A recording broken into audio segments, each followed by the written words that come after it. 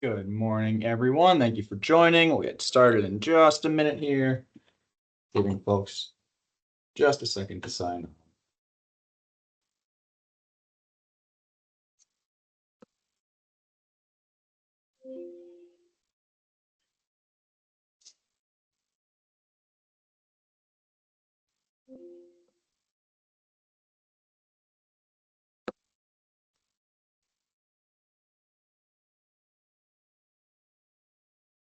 All right.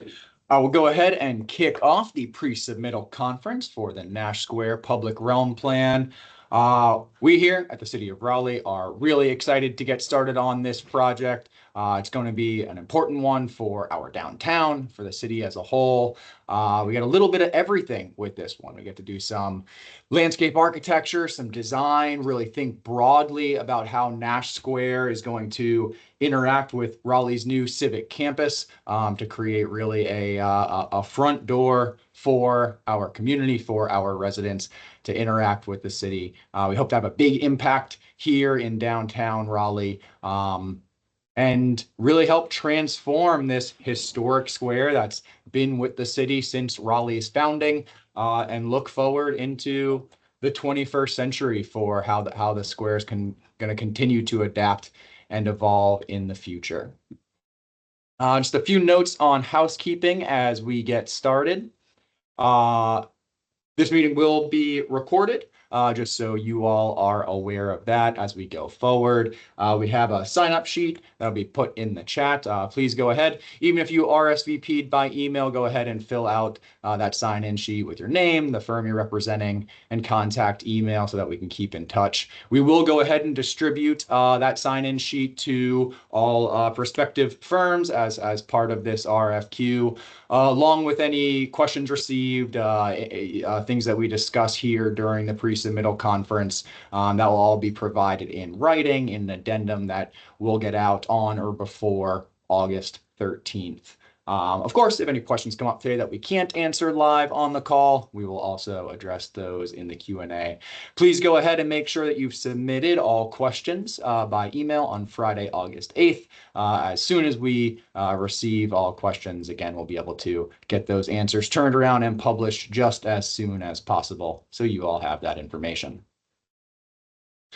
So today, I wanted to give a quick overview of the project, just talk a little bit about what we'll be looking for through the consulting firms that are going to be working with us. We'll walk through the RFQ requirements, make sure everybody's clear on what we want to see in that qualifications package, how we'll be evaluating your submittal, scope of services, and so on. And then we'll use the remainder of our time for questions and answers so that we can help clarify anything that you all have.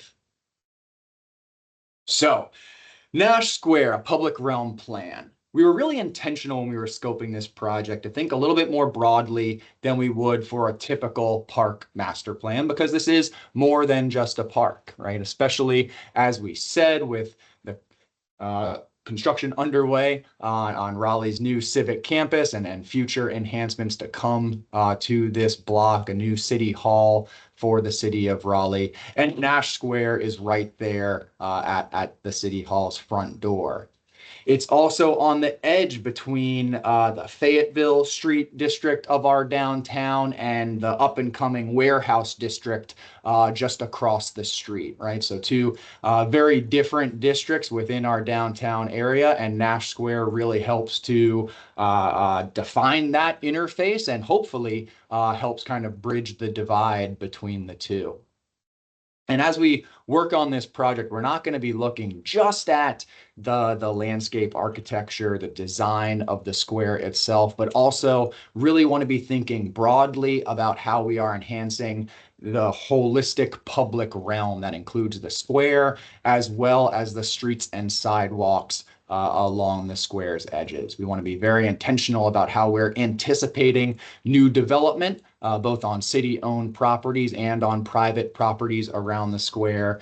We expect to see a lot of redevelopment around this block over the coming years, and want to make sure that we're thinking ahead for how the square can adapt to really integrate that new development, as well as look at urban design opportunities, potentially looking at Raleigh's form-based code, street section designs, other ways that as that new development comes online, we're making sure that, again, right, we're planning things kind of cohesively and holistically to create that pedestrian and public realm experience.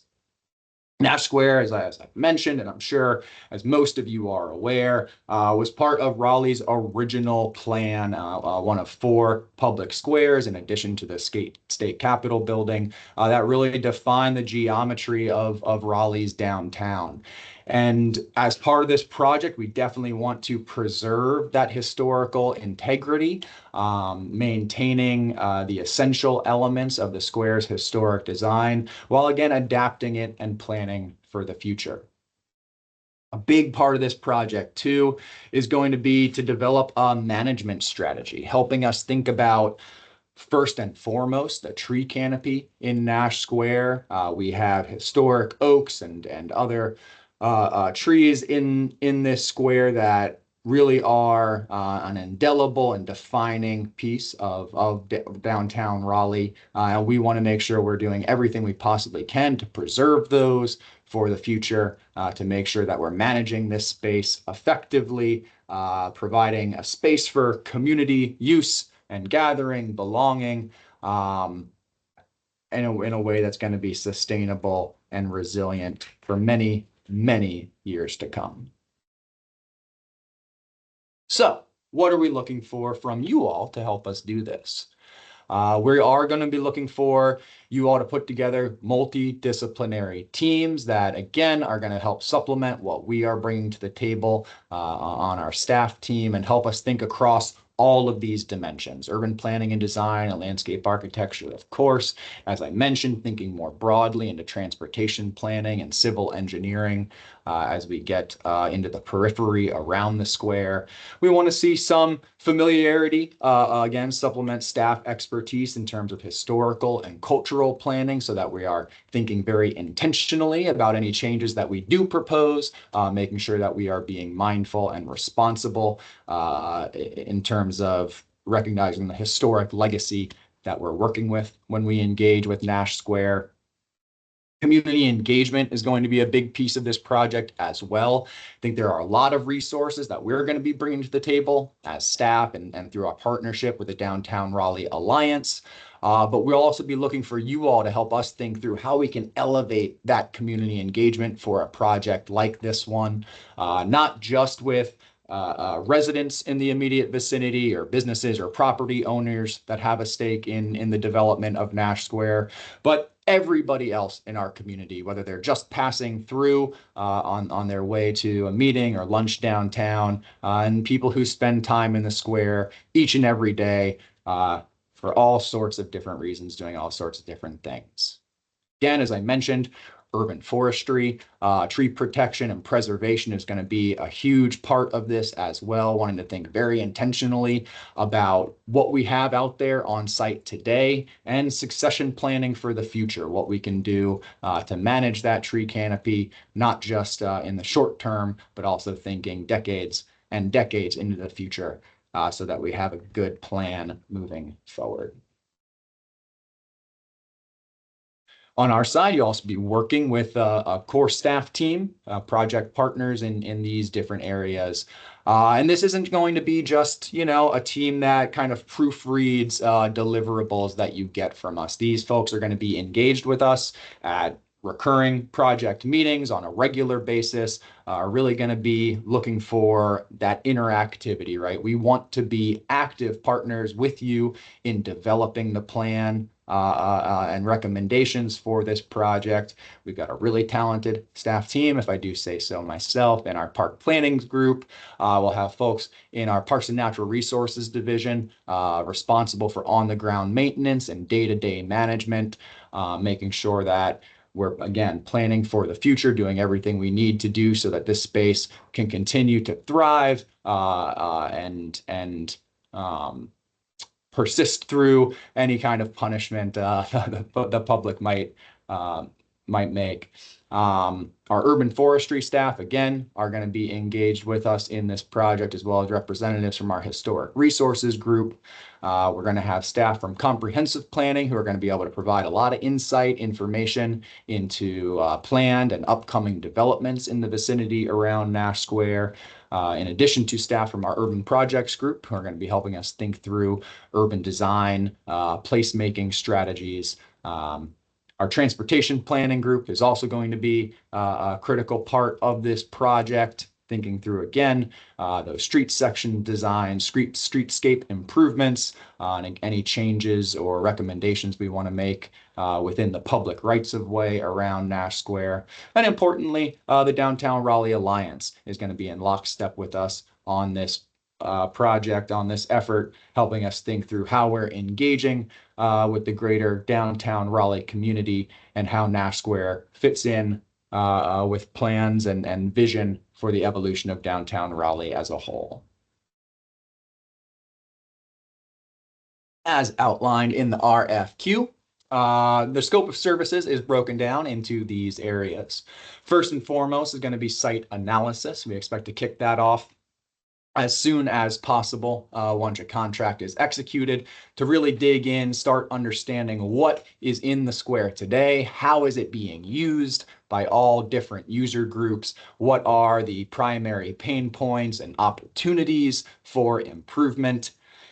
And then moving on into design recommendations. So these are going to be physical recommendations for future capital improvements to the square, any hardscape or landscape changes that we want to make, as well as potentially, again, recommendations if we do get into any sort of analysis of development requirements around the square that might impact surrounding properties as well. In addition to those recommendations, those design recommendations, which might fit more into a typical master plan for a park site like this one, we also expect to develop a programming and management plan. Again, that's going to be a document, a plan for the future that helps us think through how we are managing the grounds out here at Nash Square, what we're going to do to manage the tree canopy in the future, how we can think through succession planning, preservation, and sustaining that historic tree canopy. Community engagement is going to be another big piece of this. We'll work closely with the selected team up front at the beginning of this project to develop a community engagement plan. It's going to be important, again, that you help us think through how we can elevate a lot of our tried and true practices and approaches for this sort of a project, especially since we are on an accelerated timeline with this one, as I'll get into in just a couple slides here. We expect this to be about a 12-month process, which is a little bit faster than we would typically do for a park master plan. And so we really want to make sure that as we're designing community engagement around this project, we are focusing on how we can be impactful and efficient as we go out and engage with the community. And finally, and there's additional information on this on pages 17 and 18 of the RFQ document, we do have the option to amend our initial contract for this first phase for additional services to get into more advanced schematic design, permitting, and preparation for construction documents. Our project timeline, again, will begin as soon as we execute this contract. We are targeting late October or early November currently for council's approval to execute with our selected firm, and would dive right into that site analysis and initial input phase. We'd be looking to get started with focus groups and community engagement at the end of this year, moving into early 2026. By spring 2026, we really want to be diving deep into concept development, some of those initial recommendations that we want to move forward with. And by this summer, expect to be, by this time next year, looking at a draft plan and reviewing some of those recommendations in anticipation for an approval process next fall. Ultimately, right now, we are targeting the October 20th meeting of Raleigh City Council for final plan review and hopefully approval. Again, those exact dates and exact timeline is something that will work out during scope and fee negotiations, but wanted to get this timeline out in front of you now so you understand, generally speaking, the pace that we expect to move forward with on this project. Our RFQ submittal requirements are fairly standard for this one. We'd love to see a cover letter expressing your firm and your team's interest in the project, what makes you uniquely qualified to help us through this effort. We want to understand your background and experience, similar projects that you've worked on. Again, the expertise that you and your team are bringing to the table. Some standard financial information as detailed in the RFQ. And then your own personal project understanding, the approach that you would recommend we take to a multifaceted project like this one, and the schedule that you would propose, again, ultimately with that fall of 2026 deadline in mind, how you see the project playing out. We've included in the RFQ on pages 16 and 17 our proposed approach, the general phases that we've outlined. But by all means, we want to hear from you all what you think the best approach is going to be for this project to keep us on this timeline. And again, to make sure we are being impactful every step of the way. And finally, of course, in your experience and qualifications, we want to understand who we'll be working with on your team. I do ask that you place a special emphasis on the project managers that we'll be working with on a regular basis. While it's always great to know, right, the expertise that your firm as a whole and your principals kind of bring to the table and the full portfolio of experience you might have, we really want to get to know the people that we're going to be working with every day as this project moves forward. So please be sure to emphasize their contributions in particular. These are the criteria we'll be looking at as we evaluate proposals or qualifications packages. Again, this is a request for qualification, so it will be selection will be based on these criteria, independent of any monetary considerations, right? This is not a bid, so we are not making decisions based on cost at this time, but instead on qualifications according to these criteria. Again, you can see the various weights for each category here with a major emphasis on your project understanding and proposed approach. I think there are many ways we might go about this project, and we want to see what ideas you're bringing to the table to really make this something special, a process that's going to engage with and excite the community and really set us up moving forward into the future in a great way that's going to do justice to Nash Square. The RFQ process timeline is, again, outlined in the document and copied here for reference. I will highlight a few things. First of all, again, emphasizing your deadline for written questions on Friday, August 8th. A week from tomorrow, we will get our responses turned around as soon as possible after that, ultimately leading us to a due date for submittals on Friday, August 22nd. From there, staff will have a 2-week evaluation period where we will select finalist firms to bring in for interviews. Interviews will take place the week of September 15th.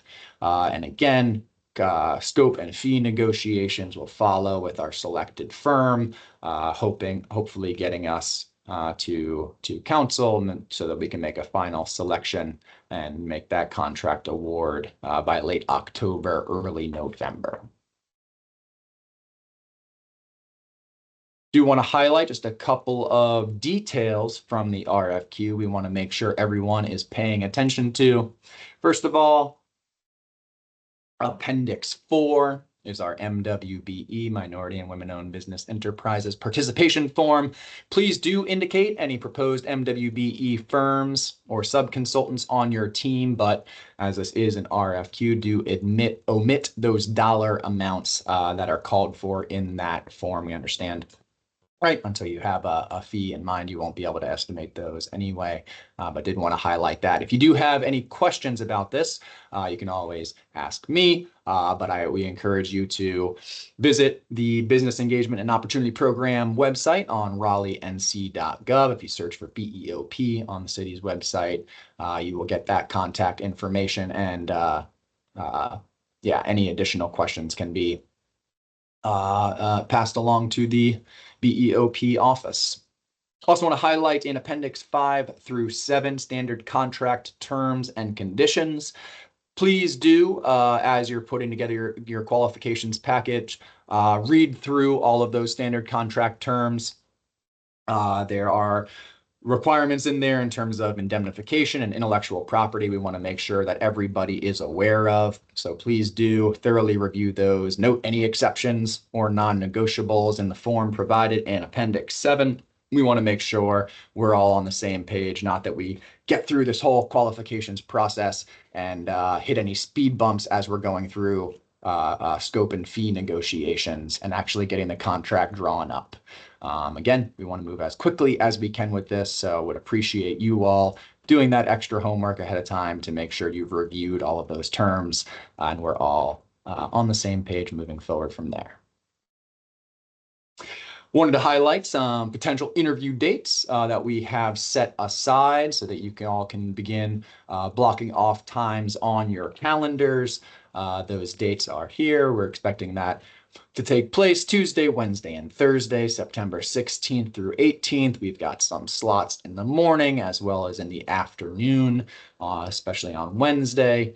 So again, these will be published in the addendum to this RFQ, but wanted to get them to you all today as well. With that, I'll open things up to any questions you might have. I do have a few written questions that we received in advance I'll start with. In the meantime, I will leave this slide up on the screen, again, with dates to keep in mind, as well as my contact information if you want to send in any questions after we close out today.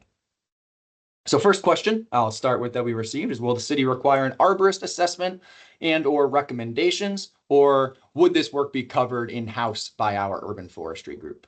So while our urban forestry team will be, again, actively engaged on this project, we do want consultant teams to include a certified arborist or partner with one as part of your team. We'll be happy to provide all of the data and information that we have on what's out at Nash Square today. So this will include existing data on the location and species, size in DBH, the diameter at breast height, and health that we have for all of the trees on site. But again, would look to you all to help us in terms of developing that succession plan and any other recommendations for tree canopy management to sustain the health of the inventory out there is something that we will look to you all to be able to provide. Next question we received was on the design fee for this project, right? To help us right size the team based on your needs. What is the design fee for the Nash Square Public Realm Plan? You can see in the city's FY26 budget, there was $750,000 allocated for planning and initial actions here at Nash Square. We are going to be scoping out this first contract for that planning phase, for that public realm plan, for the management plan. The exact amount of that contract award is going to depend based on the project approach and the scope and fee negotiations. Again, that $750,000 is expected to cover both the planning phase as well as initial improvements or initial actions to follow, which might include improvements to the square or might include potentially amending that contract for more advanced design services. And then the final question that we had in advance here was that we pull together teams and see the list of desired services. We understand there's going to be a lot of overlap between expertise that's being provided on the staff side and what we're looking for from consultant firms. So should prospective firms assume that the consultant teams have team members with expertise in each of these areas and what will be covered by staff? We can provide a little bit more detail on this in the written Q&A that'll go out with the RFQ addendum. But in general, I would say yes, we do expect teams to have expertise in all of these areas. Again, there will be a lot of information that we can provide as staff, but obviously capacity is limited, and we'll be looking to you all to really provide that guidance and recommendations and have the expertise to be able to engage with us meaningfully as we are developing this plan. With that, I will go ahead and open the floor. Feel free to either include any questions in the chat or go ahead and take yourself off mute or raise your hand, and we can call on folks as we go. Yeah, Becca. We have 4 questions in the chat already. The first, will interviews be virtual or in person? Great question. At this point, we are expecting interviews to be in person.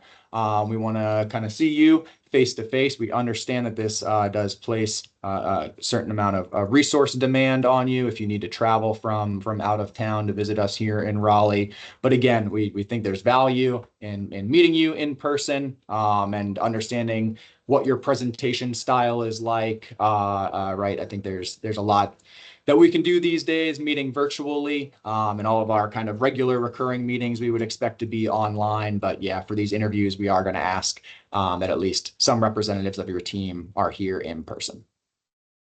And the second question, you mentioned form-based code. Why did you bring that up?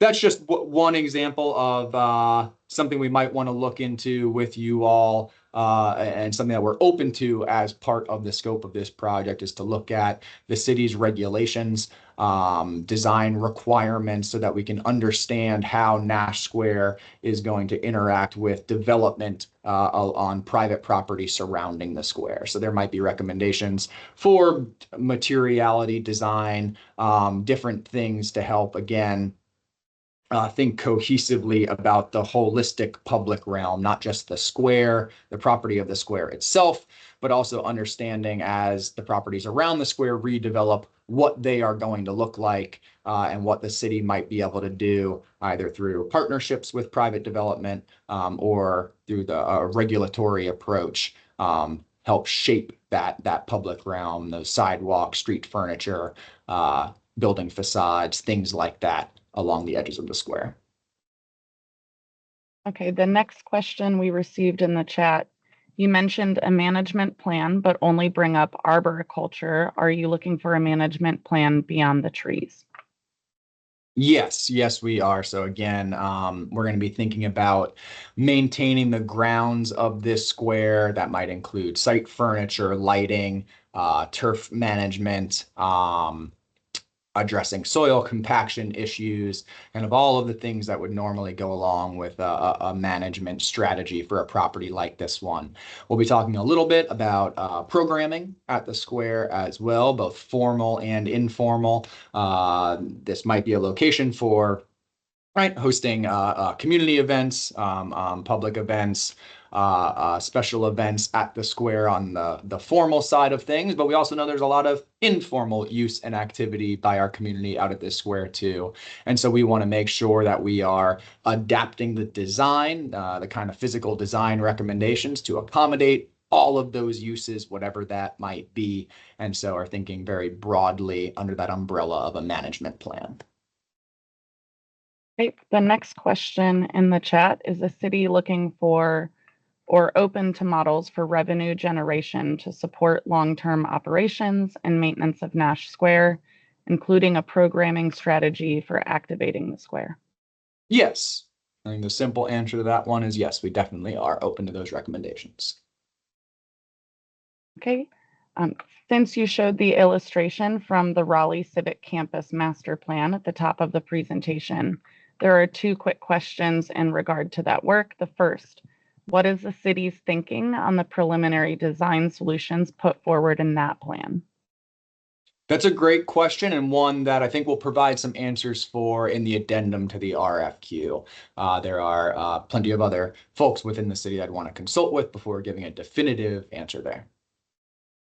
Okay, and the second question, can you triple confirm those that prepared the Civic Campus Master Plan will not be precluded from proposing on this work? That's a great question. Again, we will, I guess, triple confirm in writing. As far as I'm aware, there is no reason that firms participating on the Civic Campus Master Plan would be precluded from participating in this one. If two companies wish to present a joint proposal, do you have specific requirements on how to present this joint team in the RFQ material submitted? Yeah, we would expect one firm to be the prime firm that contracts with the city. It is not at all uncommon to see a team-based approach. Ultimately, it will be up to that primary firm to decide how exactly they engage with sub-consultants and put together that multidisciplinary team. But yes, we do often contract with a team-based approach. Okay, can you comment on the status of the City Hall complex project, which the RFQ states is currently in construction? Yeah, there's more information available. I'd encourage you to visit the city's website at raleighNC.gov to find more information. There are some great updates on the web pages there that go into detail about construction status, anticipated completion dates, plenty of more information there. We'll go ahead and link to that in the addendum. But yes, the first phase of that project is actively under construction right now, just outside the windows of our offices next door. Exciting to see it coming to life. Anticipated to open next year, and yeah, something that we're definitely looking forward to. At this time, that's all the questions in the chat. If there are people who wanted to ask questions out loud.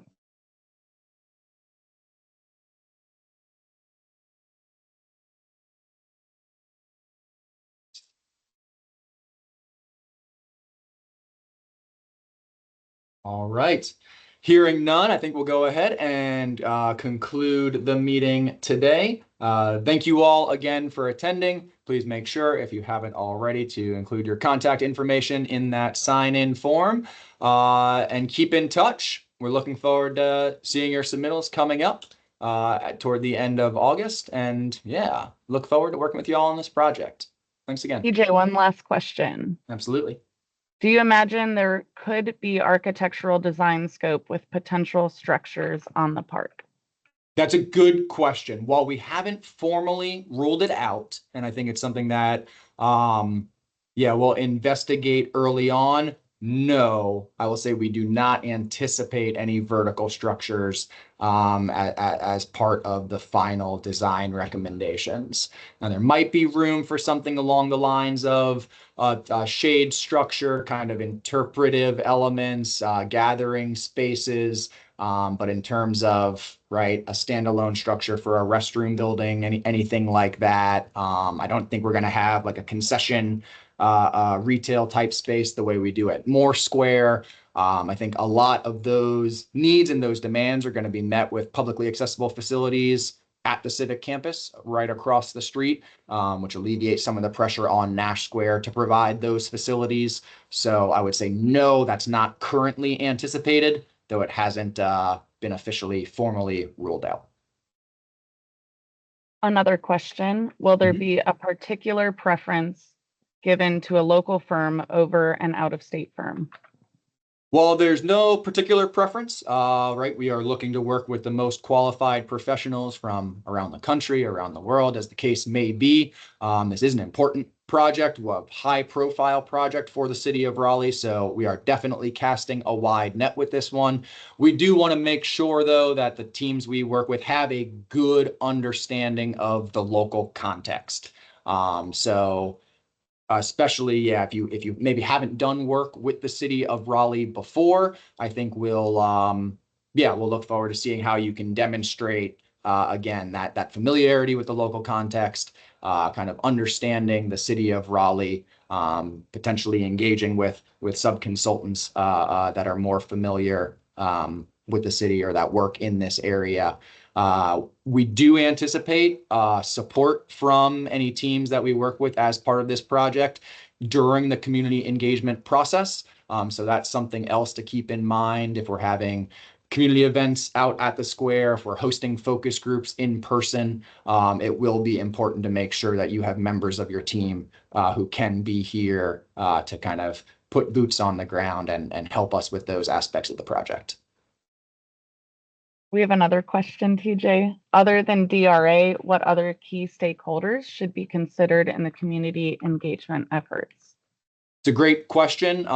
Again, I think a community engagement plan is something that we'll be developing right out the gate as kind of an initial part of this project. And so would expect to have your help thinking through exactly who all of those stakeholders are going to be. I will say internally, we'll be developing a situation assessment document between now and the time that we execute that contract, where we'll be working with the DRA, with other partners to develop as comprehensive of a list of stakeholders and community groups, interests that we want to engage with and consider as a part of this process. But we'll be looking to you all to support us in that effort, to making sure that we've identified all of the right people and entities that we want to have included. And we are caught up again on questions in the chat. Wonderful.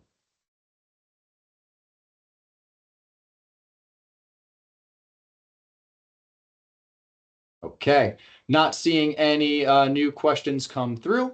So we'll say farewell once again.